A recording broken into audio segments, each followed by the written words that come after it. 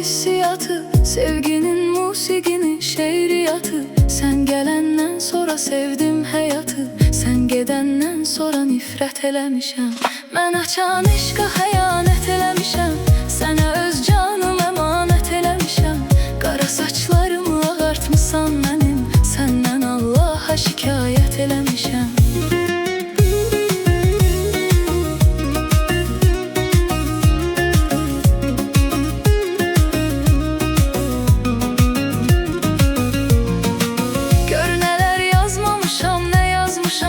Çox heyif iki dənə cümlə yazmışam, öz həyatım adlı nəğmə yazmışam. Sən olan yerini nəqarət eləmişəm, mən açan eşqa xəyanət eləmişəm. Sənə öz canım əmanət eləmişəm. Qara saçlarımı ağartmısan mənim, səndən Allaha şikayət eləmişəm.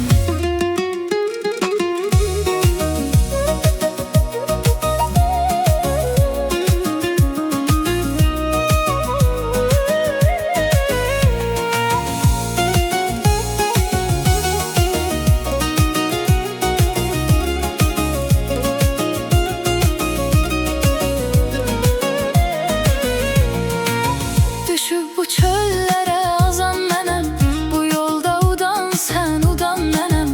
Bu sevgi nəğməsini yazan mənəm, özüm haqqında rəvayət eləmişəm.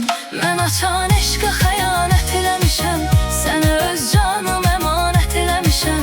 Qara saçlarımı ağartmısan mənim, səndən Allaha şikayət eləmişəm. Son görüşümüz yadıma düşdü yenə, nə dedim ki dedim ayrılma sənə. Geri döndün, elə baxdın ki mənə, elə bildim ki cinayət eləmişəm.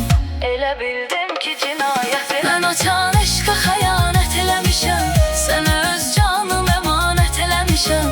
Qara saçlarımı ağartmısan mənim, səndən Allaha şikayət eləmişəm.